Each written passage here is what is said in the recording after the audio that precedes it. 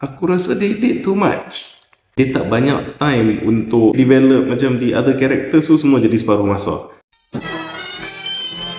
Reaksi satu ayat aku untuk movie Red One ni is that it's an entertaining enough movie, a good movie in the way that it's a good Netflix movie gitu.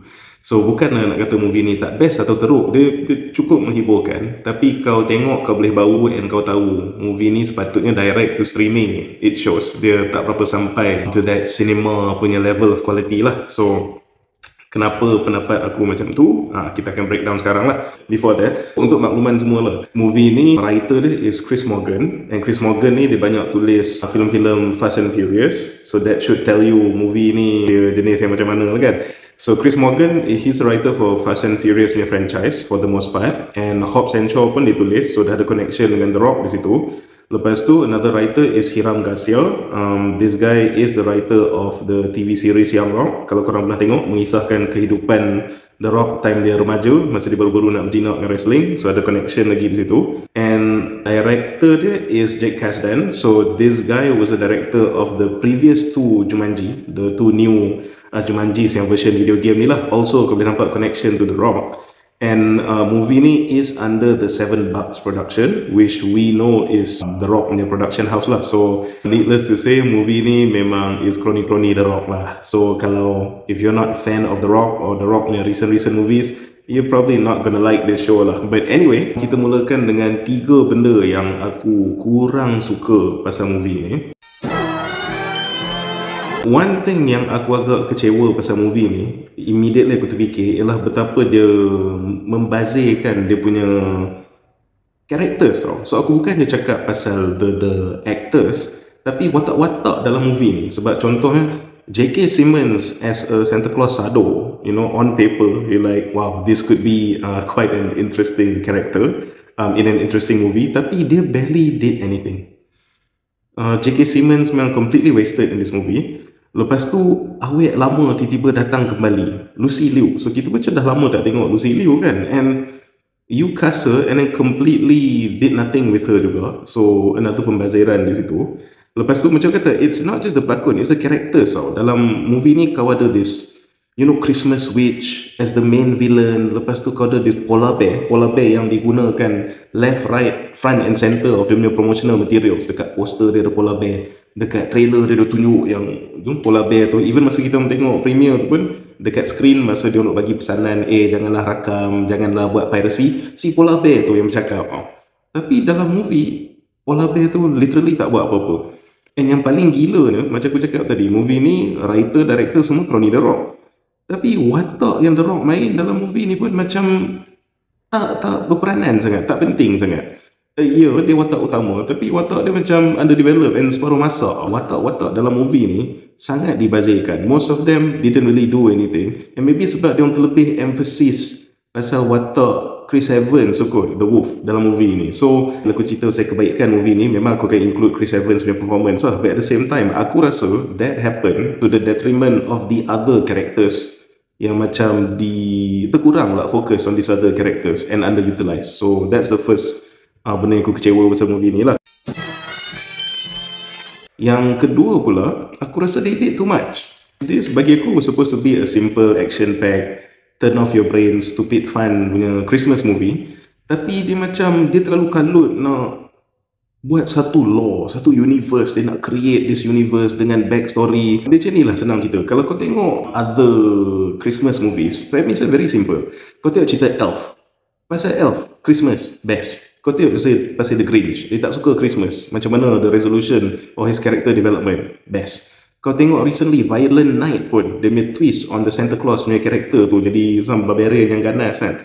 Stay pasal Christmas, terhibur, best. Home Alone, orang nak pecah rumah, kau nak survive during Christmas, simple Christmas movie. Even Batman Returns pun is a good Christmas movie. Sebab semuanya was focus on that Christmas setting. Tapi Red One dia kononnya Christmas movie. Tapi jujur cakap, ni mild spoiler sikit. It's more to, dia nak buat something along the lines of Cabin in the Woods punya ending. Aku cakap macam tu. Kalau kau pernah tengok cerita Cabin in the Woods, kau faham maksud aku.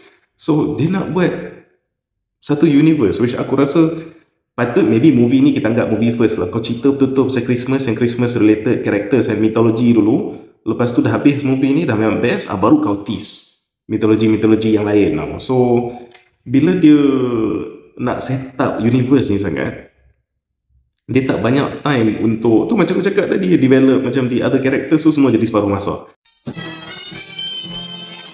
And benda ni berkaitan dengan the third thing yang aku rasa kurang sikit pasal movie ni is, jujur cakap, dia paling banyak hilang point bagi aku pasal faktor ni. Kau bayangkan, this is supposed to be a dumb fun, you know, Dwayne Johnson Christmas movie, tapi action dia sangat lackluster. Kau boleh anggap memang tak ada pun action dalam movie ni, which is crazy. Memang aku terkejut. Macam bila diorang lawan, tak kejap je. And for the most part, banyak bercakap, banyak berdialog, sebab dia nak set up universe tu. So action tu jadi kurang. And aku terkejut, macam mana kau buat cerita The Rock lepas tu action kurang kan? So that doesn't make sense. Bukanlah kata tak ada langsung. Kalau kau tengok trailer, ada the part yang diorang dekat pantai tengah lawan dengan 2-3 ekor snowman. That's in the trailer, ini bukan spoiler. So jujur cakap, that is the best and only significantly crafted and choreographed action piece in the whole movie. Dia punya final battle bukan battle pun, dia punya final fight bukan fight pun. Kalau kau tengok part snowman ni, dah habis tengok part snowman ni, tahniah, lepas tu memang dah tak ada apa dah. And that was like in the middle of the movie je tu. So tu lah, aku rasa movie ni, kalau aku nak summarize kan, macam aku cakap tadi, karakter dia banyak underutilized, underdeveloped. They tried to do too much, nak set up law lah, apalah, padahal macam tak terfokus pasal Christmas tu. And the third one is, aksi dia sangat kurang and undercooked. Tiga-tiga ni aku boleh sum up as time management punya problem. They really tried to do too much. Kalau dia fokus saja pada Christmas, kau akan dapat instead better developed characters, a more focused storyline, and I bet a more properly choreographed action set pieces. So sayang lah, macam mana kau tengok cerita The Rock lah tu, you know, action tak best. Usually movie macam ni kita simpan otak, fokus tengok dia menggasap tumbuk-tumbuk, kita happy. But you don't really get that guys for this movie. So kau standby je lah untuk itu. But macam aku cakap dalam reaksi satu ayat aku tadi, it's not like aku tak suka movie ni. Dia ada banyak plus point sebenarnya actually to the movie. So some of them yang aku boleh ingat is that aku suka idea dia. Aku sebenarnya suka jenis movie yang dia ambil benda yang kita dah sedia maklum, macam Christmas kan, tapi dia twist Christmas tu punya lore, dia twist Christmas tu punya characters, or dia macam perjelaskan pada kita, benda yang kita tahu sebenarnya dia macam ni. Benda ni panggil interpretations, and I love these things. So dalam movie ni memang cara dia design the North Pole tu, cara dia explain macam mana Santa Claus boleh buat benda yang dia boleh buat, be it through magic atau you know modern technology atau gabungan kedua-duanya. So aku suka macam cakap the twist on the lore that we know. Benda tu memang best. Cuma itulah, dia terlalu banyak sangat buat benda tu sampai terjadi 3 keburukan yang aku sebut tadi lah. But on the kebaikan, I love the premise. I love the idea. Secondly, yang ni aku agak terkejut sebab dia ni CGI visualization dia pun VFX dia cuma adalah certain part tu nampak lah macam cincai sikit. Tapi guys, nanti korang akan tengok the German section of the movie, bila diorang pergi ke Germany tu, adalah sebab dia, korang tengok nanti, dia jadi macam a completely different movie. Sebab dia explore banyak watak-watak from darker, you know, European mythologies. And banyak watak-watak ni dia practical effects tau. Dia punya makeup dengan bodysuit dia semua. And aku rasa suddenly dalam that German segment tu macam masuk dalam dunia yang dicipta oleh Guillermo del Toro. Suddenly it feels like you're looking at Pan's Labyrinth, or you're looking at Hellboy The Golden Army tau. Kau dapat vibe tu. I was like, wow, I really like this. And kau tahulah aku penggemar creature feature kan. So the design makhluk-makhluk dia and nampak sangat texture, tactile, nampak sangat realistic. Memang that is my favourite segment of the show. And throughout pun aku quite suka dia punya creature design dia lah. Even snowman yang ganas kau nampak dalam trailer tu, bila kau tengok movie tu, CGI nampak salji dia macam nampak macam dirty sikit against the sunlight. Nampak cantik lah. So aku rasa visually tak ada benda nak complain pasal movie ni. In fact, korang akan impress with the parts yang dia pakai practical effects. The final thing yang aku suka, and aku rasa rata-rata orang suka pasal movie ni, is Chris Evans punya performance lah. He has done a few things after dia retire daripada the MCU yang aku pun rasa agak mid and maybe tak peminat sangat. Tapi aku rasa he is performing at about his best dalam movie ni, post Avengers. Pada pendapat aku, kita nampak emotion in his role, kita nampak dia punya wisecrack, kita nampak dia having fun, and kita nampak banyak gila dia punya comedic beats yang bagi aku agak mengena. So yeah, Chris Evans, we know is a great actor, we know he can perform, and aku rasa with the script that he got, he delivered what he had to deliver for this movie lah. And kalau korang peminat Chris Evans lagi, aku rasa tu akan meningkatkan bias korang untuk lagi suka this movie. Sebab takat tengok kat wayang tu, geng-geng gadis-gadis and fanboy-fanboy Chris Evans ni, dia orang sangat suka this movie. Completely happy. Yang merindukan Steve Rogers kan, or Chris Evans in general, dia memang happy dengan movie ni. So in summary, aku boleh cakap sekarang is that kalau aku nak bagi rating, dia susah nak bagi rating ni pasal apa? Sebab dia ada banyak kelemahan.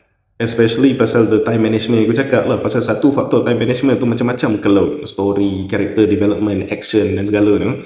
And damn, action teruk in a movie yang kita expect ada action, ada The Rock, apa semua kan. That takes off a lot of points from me. But aku tak boleh kata it's also a bad movie sebab it looks okay. The ideas are there. It's quite original. So in the end, to be fair, aku boleh bagi dia a strong 6.5 out of 10. Kalau kena mood aku, aku cakap bagi 7, tapi aku say it doesn't really deserve 7. You know what, it's okay, I'll land on a 6.5 out of 10. Dengan satu caveat aku nak cakap, kalaulah aksi dia best, dia dengan senang boleh naik ke maybe 7.5 out of 10 macam tu. So it's a good movie, but beringat, bukannya a good cinema movie, it's a good Netflix movie yang ditayangkan di cinema. Kalau in comparison, kalau kau nak cakap movie yang wow, balls to the wall, all out action, simpan otak kat rumah semua, yang betul-betul best on the cinema, that is Brad Pitt punya Bullet Train. This movie is nowhere close to the level of Bullet Train. So kalau Bullet Train is this genre of movie and memang best layak sempoi layan di cinema, Red One ni is genre tu juga, tapi lagi elok layan kat Netflix macam tu. That kind of, and in fact aku pun dengar someone from Buzzsprout pun ada bagi tahu aku yang maybe movie ni memang the plan asal dia is untuk direct ke streaming, tapi for some reason they decide to last minute just tukar untuk tunjuk dekat cinema, and it shows lah, and it shows. Aku tak tahu pun pasal ni before I watch the movie. Lepas dah tengok the movie baru cakap movie ni sepatutnya pergi direct to streaming, and oh yeah, makes sense, I can see that. So yeah guys, 6.5 out of 10. Dia bagi aku is entertaining enough, tapi kalau kau nak tengok action tu kau akan kecewa somehow. Memang pelik movie ni, ada The Rock tapi action dia kurang. But kalau kau just kipas-kipas susah mati The Rock and Chris Evans, guarantee kau akan enjoy movie ni. So that's it from me. Thank you guys. So nanti tengoklah Red One and tell us di Buzzsprout what you guys think about it. Enjoy. Sekiranya anda enjoy menonton video ini, jangan lupa untuk like, share dan subscribe kepada Buzzpop TV untuk lebih banyak video-video yang berkaitan dengan pop culture daripada komik, TV, filem, mainan dan juga banyak lagi. Majulah fandom untuk negara.